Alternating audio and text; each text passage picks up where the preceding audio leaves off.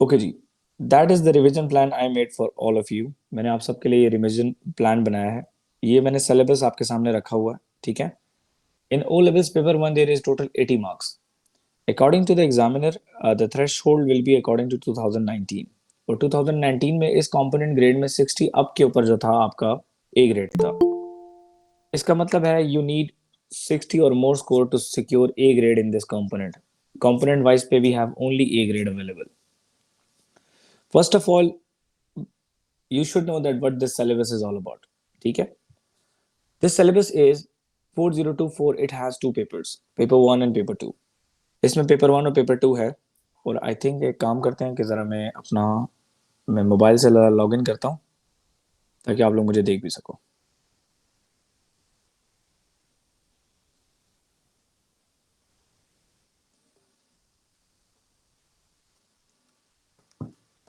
जी बच्चा, can you see मी? क्या आप लोगों को मैं नज़र आ रहा हूँ? Yes, sir. Okay, this paper has better two components. The first component is paper 1 and the second component is paper 2.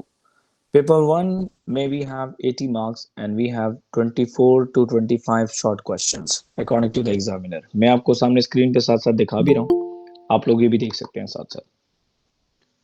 क्योंकि ये आपको समझ आ गई तो इंशाल्लाह ताला आपके लिए गेम इजी हो जाएगी। ठीक है जी। There is no significant changes. ये 2023 का सिलेबस है आपके सामने जो स्क्रीन पे, ये मैं शेयर करूंगा वर्ड में आपके सामने। सी,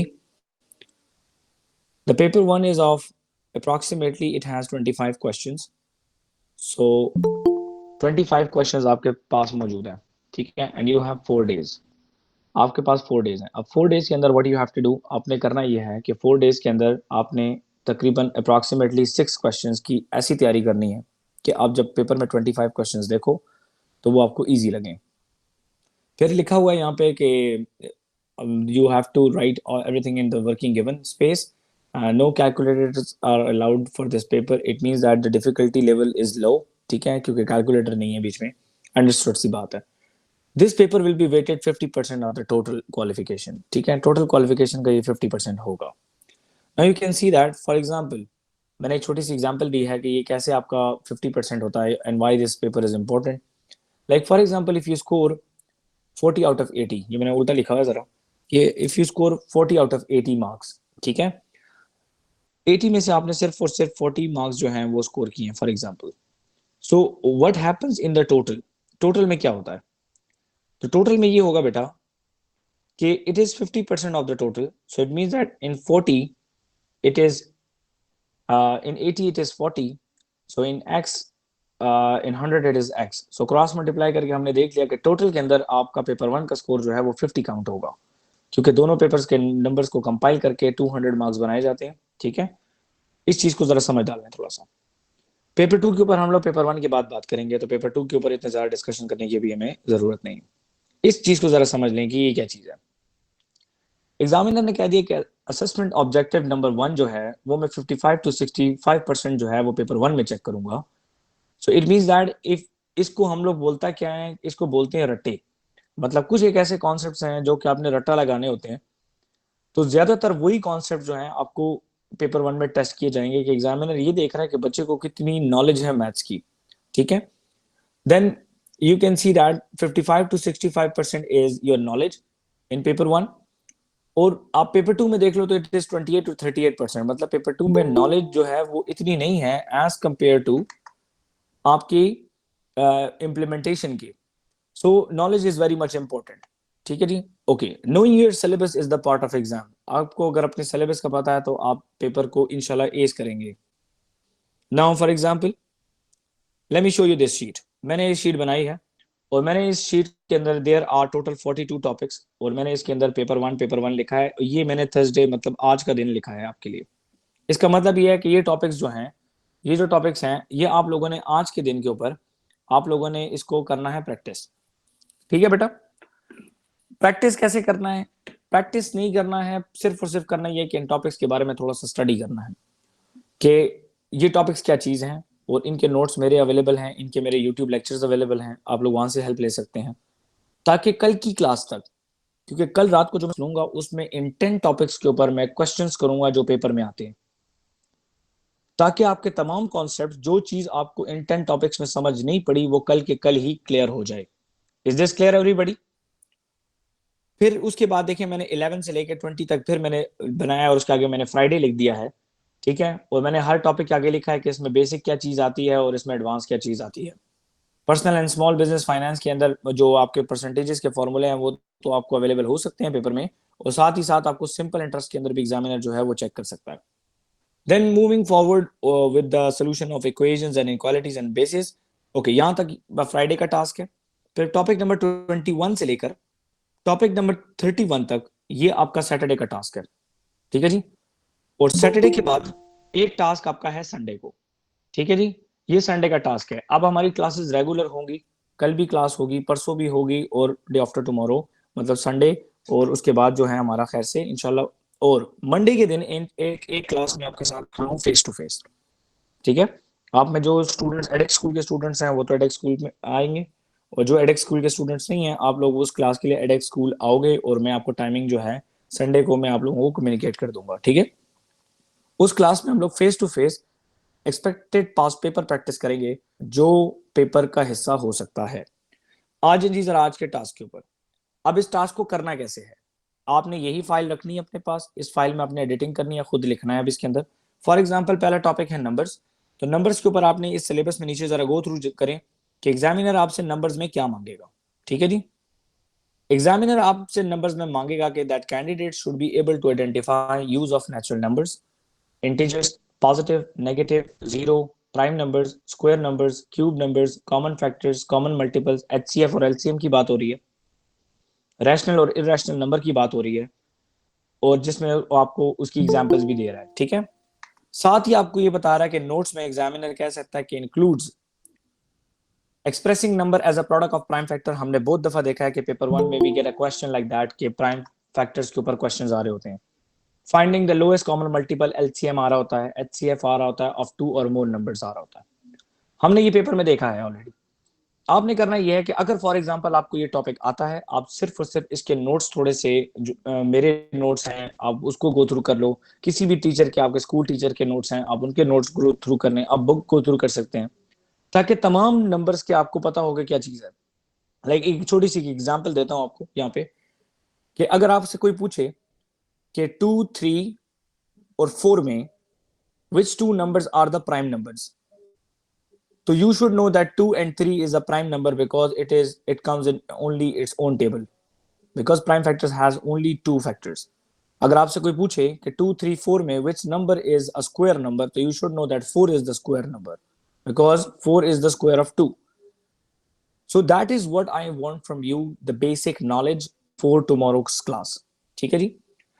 फिर आपको पता होना चाहिए कि रैशनल और इरेशनल नंबर्स क्या होते हैं। रैशनल वो होते हैं जिनको हम फ्रैक्शंस में लिख सकते हैं, और इरेशनल नंबर्स वो होते हैं जिनको हम फ्रैक्शंस में नहीं लिख सकते। मैं आपसे ये चाहता हूं कि कल की क्लास से पहले आपको एटलीस्ट बेसिक्स जो है आप लोग खुद रिवाइज कर लो, ठीक है। फिर नीचे फॉर एग्जांपल टॉपिक 2 पे आ जाए, सेट लैंग्वेज, कि use language notation and Venn diagram to describe sets and represent relationship between sets. तो ये याद रखें कि इसके ऊपर मेरी पूरा लेक्चर जो है वो पूरी वीडियो पड़ी हुई है। अगर आप वो तमाम अगर 10 लेक्चर्स आप निकाल के देख लें, मेरे नहीं है, आपको अगर समझ आए तो आप किसी और टीचर के देख लो। इंटरनेट पे बहुत सारे अच्छे चैनल्स मौजूद हैं, जेनेमेटिक्स अच्छा काम कर रहा है, आपका मैथलीट अच्छा काम कर रहा है, इसके अलावा एक दो चैनल, एजुलेक्सी एक चैनल है वो भी अच्छा काम कर रहा है। जिन चैनल्स को मैंने देखा है उनके अलावा मुझे किसी का नाम याद नहीं आ रहा। आप लोग सिर्फ और सिर्फ ये कॉन्सेप्ट थोड़े से गो थ्रू कर लो कि आपको एटलीस्ट इनकी बेसिक्स का पता हो, क्योंकि कल रात को जब मैं वर्कशीट बनाऊंगा, पूरा दिन लगा के कल मैं एक वर्कशीट बनाऊंगा, और उस वर्कशीट को हम लोग कल रात को प्रैक्टिस करेंगे, और क्लास के दौरान में एक क्वेश्चन मैं करूंगा, एक क्वेश्चन मैं आपको करने के लिए दूंगा। जो बच्चा स्ट्रगल करेगा हम उसको एक्सप्लेन करेंगे, बाकियों को हम नेक्स्ट क्वेश्चन देंगे। तो होगा क्या कि 1 आवर और 1 आवर 30 मिनट्स में एटलीस्ट हम लोग इन 10 टॉपिक्स को इतना अच्छा गो थ्रू करेंगे कि जिसके अंदर हम लोगों को ये कोई प्रॉब्लम ना हो कि यार कौन सा कॉन्सेप्ट क्या होता है। फिर आपने फॉर एग्जाम्पल ये कर लिया, अब आप कहते हैं कि जी मुझे स्क्वायर, स्क्वायर रूट्स और क्यूब रूट्स आते हैं, तो आपने करना ये होता है कि स्क्वायर्स पहले याद रखें, पहले 20 स्क्वायर्स और पहले 10 क्यूब्स, ये आप लोग मेमोराइज करके रट्टा कर लो। कि जी आपसे कोई भी पूछे कि जी 13 का स्क्वायर क्या है, तो आपको पता होना चाहिए कि इट इज 169। एग्री? आपसे कोई भी पूछे कि जी व्हाट इज 4 क्यूब, तो आपको पता हो कि इट इज 64। ये आपने थोड़ा सा मेमोराइज करना है। फिर स्क्वायर रूट और क्यूब रूट वो बच्चा कर सकता है जिसको प्राइम फैक्टराइजेशन आती है, मतलब जिसको नंबर्स का टॉपिक आता है। तो नंबर्स के अंदर आपको अगर प्राइम फैक्टराइजेशन आती है तो स्क्वायर रूट और क्यूब रूट इन रफ वर्किंग आप कर सकते हैं। और ये कैसे करते हैं इसके ऊपर लेसन्स मेरे पड़े हुए हैं, आप लोग देख सकते हैं। आप यहाँ पे प्रोसीड करके अब आप इसको स्प्लिट करो। अब देखें ये बहुत आसान टॉपिक है, डायरेक्टेड नंबर्स। डायरेक्टेड नंबर्स क्या होते हैं? वो नंबर जो आपको कोई ना कोई डायरेक्शन देते हैं, ठीक है। जैसे आपको पता है कि +5 अबव द सी लेवल, तो मतलब ये है कि सी लेवल से +5 ऊपर की बात हो रही है, और -5 जो है ये शो करेगा बिलो सी लेवल। अब -5 अगर टेम्परेचर में आ जाता है तो इट इज कोल्डर, और +5 अगर टेम्परेचर में आ रहा है तो इट्स वार्मर, ठीक है, मतलब इतना कोल्ड नहीं है एज कम्पेयर टू दैट। अगर आपसे कोई पूछता है कि that what is the difference between -5 and +5 temperature, so you know that the difference is 10 degrees. 10 degrees का डिफरेंस है, क्योंकि मैथ्स में डिफरेंस का मतलब होता है नेगेटिव, मतलब माइनस करना। फिर vulgar and decimal fractions and percentages. अब डेसिमल क्या होता है? डेसिमल को फ्रैक्शन में कन्वर्ट कैसे करते हैं, डेसिमल्स को मल्टीप्लाई कैसे करते हैं, डेसिमल्स को ऐड कैसे करते हैं, ये शॉर्ट शॉर्ट टेक्निक्स जो हैं आप इसके अंदर देख लें। अब एग्जामिनर ने देखे लिखा हुआ है कैलकुलेट स्क्वायर और स्क्वायर रूट के आगे लिखा हुआ है कि includes recall of squares and their corresponding roots from 1 to 15 and cubes and their corresponding root from 1 to 20। देखिए मैं जो ऐसे ही नहीं बोल रहा आपको, एग्जामिनर कह रहा है कि रिकॉल ऑफ स्क्वायर कर लो 1 to 15 में बच्चों को तो 20 तक याद कर लो, ठीक है। और क्यूब जो है 1 to 10 वो आपको पेपर में चेक करना है कि पोजीशन में होगा। दैट इज द रीजन वो कभी पेपर में दे रहा होता है क्यूब रूट ऑफ 1000, तो देखो ना वो एग्जैक्ट लिमिट आपको दे रहा है कि 10 उसका आंसर है। और जिस बच्चे को याद होता है उसको वर्किंग करने की जरूरत नहीं पड़ती, 1 मार्क का क्वेश्चन होता है, स्ट्रेट अवे आंसर लिखता है और बस बात खत्म। फिर आपके पास ऑर्डरिंग। ऑर्डरिंग में आप लोगों ने कंपैरिजन करना होता है इन तमाम चीजों का, equal to, not equals to, greater than, less than, greater than और इक्वल्स टू और लेस देन इक्वल्स टू, ठीक है। ये क्या चीजें हैं? ये इनइक्वालिटीज हैं। आपको जब भी किसी चीज को ऑर्डर करना होता है, जब किसी चीज का मैं कंपैरिजन करता हूं तो उसको मुझे सेम करना है। Is this clear? Like for example अगर एक छोटी सी बात आपको करूं कि अगर मेरे पास एक नंबर है which is 1/4 and another number is 30%, और एग्जामिनर कहता है कि विच वन इज ग्रेटर, तो मैं क्या करूंगा कि मैं रफ वर्किंग में 1/4 लिखूंगा और 1/4 को मैं मल्टीप्लाई कर दूंगा 100 के साथ ताकि वो परसेंटेज बन जाए। तो 1/4 मल्टीप्लाई बाय 100 होगा तो वो आ जाएगा 25%। तो now I know this that 35% is greater than 25%। तो अगर आपने असेंडिंग में लिखना है तो you will write 1/4 and then you will write 30%। ये मैं बात आपके साथ क्यों कर रहा हूँ, लिख क्यों नहीं रहा हूँ, ठीक है, इसीलिए लिख रहा हूँ ताकि आपकी मेरी इंटरेक्शन हो जाए, मेरे प्लान को समझ जाए। अगर आपने इस प्लान को एग्जीक्यूट किया तो इंशाल्लाह मुझे अपने रब से पूरी उम्मीद है, इंशाल्लाह ताला आपका पूरा पेपर जो है वो इतना स्मूथली जाएगा।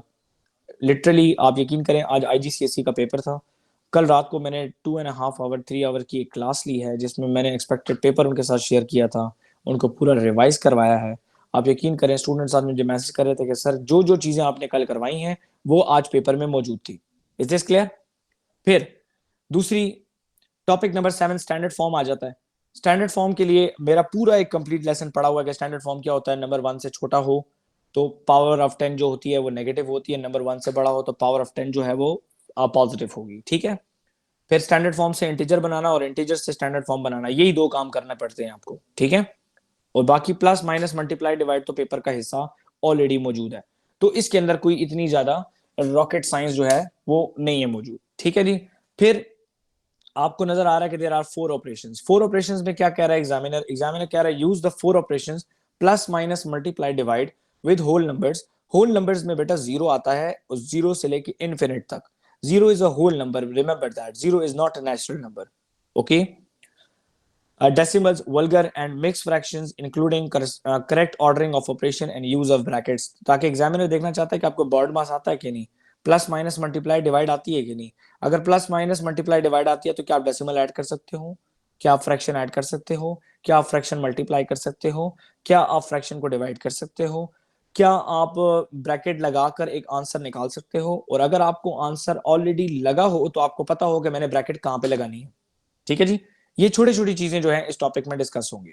फिर कहता है एस्टिमेशन। एस्टिमेशन में बेटा मेजर जो रोल है वो सिग्निफिकेंट फिगर का है। मैं क्यों डिटेल में बोल रहा हूं, ताकि अगर कल को आपको ये बात अब भूल भी जाए तो ये रिकॉर्डिंग हो रही है, ये अपलोड होगी यूट्यूब के ऊपर और आप लोग इसको बाद में सुन भी सकते हैं। उसमें आ जाएगा कि जी make okay make estimates of the number, quantities and lengths, give approximation to specified number of significant figures and decimal places and round off answer to correct reasonable accuracy in the context of the given problem.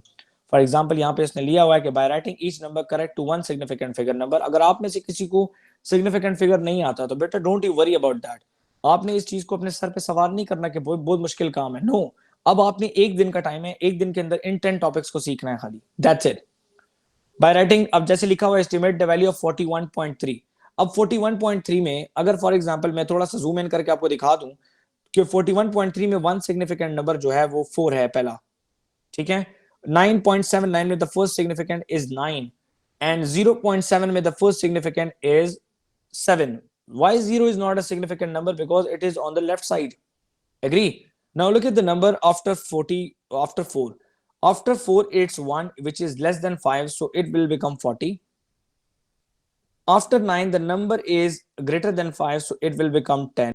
9.79 जो है वो आपके पास 10 बन जाएगा. Multiply with 0.7. 7 के बाद आपके पास जो नंबर है which is 6, which is it is greater than 5. अगर नंबर 5 या 5 से बड़ा हो तो प्रीवियस में 1 ऐड करो, और अगर 5 से छोटा हो तो सिंपली इग्नोर करो. तो 0.7 तो ये हो जाएगा बेटा 0.8. अब आपको एग्जामिनर यहाँ पे आपका देखिए ना 4 ऑपरेशन चेक कर रहा है. पहले स्टेप में उसने राउंडिंग चेक कर ली, सेकंड स्टेप में वो चेक करेगा कि आपको एस्टिमेशन आती है कि नहीं. ठीक है जी. Now I know that this is 40. 10 multiply by 0.8. अगर आप में से किसी को नहीं पता कि 10 मल्टीप्लाई बाय 0.8 क्या होता है तो वो थोड़ी सी जाके बेसिक सीखे, वो इंशाल्लाह हो जाएगा. ठीक है, नहीं होगा तो कल की क्लास में मैं ये चीजें पढ़ाऊंगा. ठीक है जी. 10 मल्टीप्लाई बाय 0.8 का मतलब है 10 मल्टीप्लाई बाय 8/10. ठीक है जी. 10 10 कट गया, आई गॉट 8.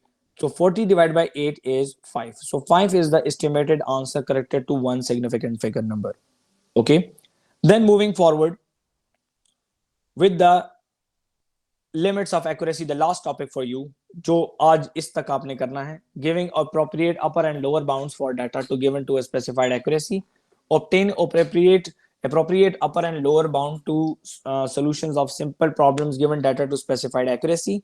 फॉर एग्जाम्पल आपने लेंस को मेजर करना होगा और कैलकुलेशन ऑफ द पेरीमीटर और द एरिया ऑफ रेक्टेंगल, ये उन्होंने एक एग्जांपल दे दिया है. अब इसका मतलब क्या है, जरा आप में से ज्यादातर बच्चों को ये नहीं पता होता कि लिमिट्स ऑफ एक्यूरेसी है क्या चीज. कि मतलब अगर फॉर एग्जांपल मैं आपको एक छोटी सी एग्जांपल दूं, अगर ये पेंसिल जो मेरे हाथ में है, अगर मैंने इसकी लेंस को मेजर किया है तो ये कितनी एक्यूरेट है, ये इसको कहते हैं लिमिट ऑफ एक्यूरेसी. और इसमें कितना एरर है वो आपको एग्जामिनर दे देता है. अपर बाउंड बोलते हैं बेटा ज्यादा से ज्यादा को, और लोअर बाउंड बोलते हैं बेटा कम से कम. ठीक है. अब इस चीज को देखें. अब फॉर एग्जांपल कहता हूं कि that the length of this pen is for example 15 centimetre. अगर ये 15 सेंटीमीटर लेंथ का पेन है और मैं कहता हूं करेक्ट टू नियरेस्ट 2 सेंटीमीटर, तो इसका मतलब है कि 2 को डिवाइड बाय 2 करते हैं तो वी गेट 1. इसका मतलब है कि 1 सेंटीमीटर ऊपर नीचे हो सकता है इसकी लेंथ. अपर बाउंड होगी तो वो 16 हो जाएगी और लोअर बाउंड होगी तो वो 14 हो जाएगी, क्योंकि मैंने एरर 2 का बताया था तो हमने एरर को 2 पे डिवाइड कर देना है. Is this clear? यस और नो? एनी क्वेश्चंस बचा? कोई सवाल बेटा आप लोगों का? बेटा आज मैं इस टाइम पे बैठा ही इसीलिए हूं कि मैं आप लोगों के कुछ क्वेश्चंस ले सकूं. आप लोग माइक ऑन करके 1 बाय 1 क्वेश्चंस पूछें, अपनी जो एम्बिगुइटी माइंड में है अब वो मेरे साथ शेयर करें ताकि हो आप लोगों का प्रॉब्लम जो. जी सर, ये जो टॉपिक्स आपने 10 बताए इनके सर हम कर लें टॉपिकल पास पेपर्स जितने अवेलेबल हैं. जी जी, जितने आपके पास टॉपिकल पास पेपर्स हैं अब वो अवेलेबल, आप उनको टच करें. लेकिन उससे पहले मेरी सजेशन है आपको कि आपने टॉपिक्स को पढ़ने प्रैक्टिस करने से पहले आपने उनको पढ़ना है. ठीक है बेटा? पढ़े कहाँ से, इफेक्टिव क्या होगा पढ़ने? ओके जी. पढ़ने के लिए 2-3 तरीके हैं. एक तरीका ये है कि आप किसी भी अच्छे टीचर की YouTube वीडियो देख लो. अगर आपको मेरी वीडियो मिलती है, आपको पसंद आती है, आपको समझ आती है, आप उससे देखो. अगर आपको समझ नहीं आती आप किसी और टीचर की वीडियो से देख लो. बुक से देख सकते हैं आप लोग. डी सीरीज आपके पास अवेलेबल है, आप उसको कंसल्ट कर सकते हो for the sake of knowledge, कि आप बुक पढ़ के आप उसके नोट्स बना लो. अगर कल रात तक आपने इन 10 टॉपिक्स के नोट्स बना लिए और उसमें से आपको 60% भी समझ आ गई, इसका मतलब है कि कल रात की क्लास के बाद आपको 100% समझ आ जाएगी. Is this clear? जी sir. Is this clear everybody? Ibrahim, यैलाक, यस ठीक है Gulmina, sir. Yes, sir. Isa is okay. अब जरा मेरी बात सुने, जैसे for example most of we say that यार ये तो मुझे आता है यार, इसको छोड़ो बस, सर आए सर पास पेपर कराएंगे तो उसी टाइम बैठ के सुनूंगा और बस कर लूंगा, ठीक है। मोस्ट ऑफ यू, आप ये लोग ये सोच रहे होंगे कि यार ये सर ने क्या आसान टॉपिक दे दिए, 10 टॉपिक हैं, ये तो बच्चों वाले टॉपिक हैं, ये तो हम बचपन से पढ़ रहे हैं।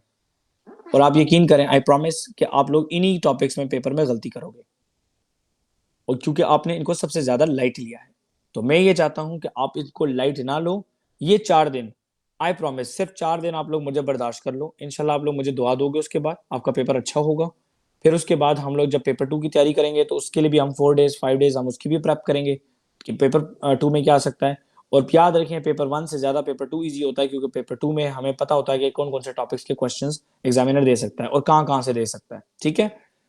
कोशिश मेरी सिर्फ और सिर्फ ये है कि आप लोगों का पेपर अच्छा हो, ठीक है। That is the reason at this hour I am sitting here, ठीक है। सब चीजें छोड़ के मैं यहाँ पे बैठा हूँ, ओके। मैं आपको ये कह रहा हूँ कि सिर्फ और सिर्फ आपने करना ये, जो काम मैं आपको दे रहा हूँ आप उसको सीरियस ले लें और उसके ऊपर काम कर लें। अपने नोट्स बनाएं, टॉपिक्स के ऊपर नोट्स बनाएं, जो एग्जामिनर ने नीचे लिखा हुआ है इस टॉपिक के हवाले से, आपको ये पता हो कि ये क्या बात करता है। मतलब आपको ये पता हो कि अगर अपर बाउंड और लोअर बाउंड पे क्वेश्चन आएगा तो एग्जामिनर अपर बाउंड और लोअर बाउंड में क्या चीज मांगता है और वो क्या चीज होती है। अब फॉर एग्जांपल इन 10 में से अगर आपको लिमिट्स ऑफ एक्यूरेसी, आपको फॉर एग्जांपल स्टैंडर्ड फॉर्म, यही 2 टॉपिक ऐसे हैं जो ट्रिकी, थोड़ा सा सेट्स लैंग्वेज एंड में इसमें आपको मसला हो सकता है। आप इन 3 टॉपिक्स के यूट्यूब लेक्चर्स देख लो, अपने नोट्स देख लो, अपने स्कूल टीचर्स के नोट्स देख लो, क्योंकि सारे बच्चों को तो मैं स्कूल में नहीं पढ़ाता हूँ, ज्यादातर बच्चे स्कूल में डिफरेंट टीचर्स से पढ़ते हैं। आप लोग अपने टीचर्स के नोट्स देख लो, ठीक है। उनसे अगर आपको समझ आ रही है आप लोग वो ग्रैप ले लो, ताकि कल रात को जब मैं आपको पास पेपर प्रैक्टिस करवाऊं इन 10 टॉपिक्स पे, मैं कल सिर्फ और सिर्फ इन 10 टॉपिक्स के ऊपर क्वेश्चंस करवाऊंगा। याद रखें, मैंने कोई एक्स्ट्रा टॉपिक नहीं कराना, सिर्फ यही 10 टॉपिक्स होंगे और इन्हीं के ऊपर क्वेश्चंस होंगे। कोशिश मेरी होगी कि हर एक टॉपिक के ऊपर जो है ना 10 से 12 क्वेश्चंस जो हैं वो कराए जाएं। 4-5 मैं खुद कर लूंगा, 4-5 मैं आपको टास्क दे दूंगा, और उसके बाद हम लोग नेक्स्ट डे की अपने टास्क के ऊपर चले जाएंगे कि नेक्स्ट डे का हमारा टास्क क्या है। अभी ऐसा है ना कि थोड़ी सी रिस्पॉन्सिबिलिटी बेटा आप लोगों की अपनी है, आप लोगों ने इसको पूरा सही तरीके से समझकर इसको आप एग्जीक्यूट करें। कल रात को जब हम लोग इसके ऊपर पास पेपर प्रैक्टिस करेंगे, एक ताहा ने क्वेश्चन पूछा सर पास पेपर प्रैक्टिस करूं, बिल्कुल करें, लेकिन पास पेपर प्रैक्टिस के साथ साथ आपको अगर इसकी नॉलेज नहीं है, मतलब आपको नंबर्स आता है लेकिन आप रैशनल नंबर में फंस रहे हैं, आप प्राइम नंबर में फंस रहे हैं, तो इसका मतलब है कि आपका कहीं पे थ्योरेटिकल बैकग्राउंड में गैप है, आप उसको फिल अप करें सबसे पहले, ठीक है। जो स्टूडेंट्स मेरे स्कूल में मेरे साथ पढ़ते हैं तो उनको मेरी ये सजेशन है कि आप लोग सिर्फ मेरी कॉपी खोलें, जो कॉपी के अंदर मैंने नोट्स आपको पर्टिकुलर टॉपिक्स पे लिखाए हैं आप उसको करें। हर एक टॉपिक की मैंने कुछ सैकड़ों दफा रिवीजन स्कूल में कराई है, आप लोग इसको देखें ताकि आपको आपका रिजल्ट जो है वो अच्छा आए, ठीक है जी।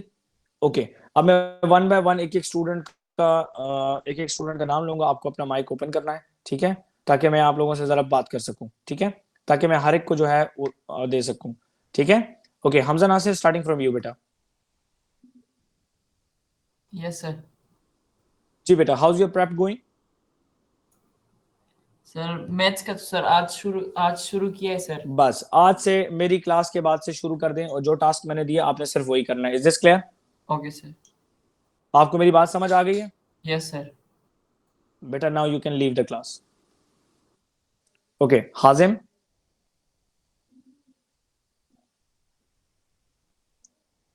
Huraira, can you hear me? Yes, sir. Okay बेटा, are you clear with everything जो मैंने आपको बोल दिया? Yes, sir. ओके, आपने आज का जो टास्क मैंने आपको दिया है, आपने सिर्फ इस टास्क पे काम करना है।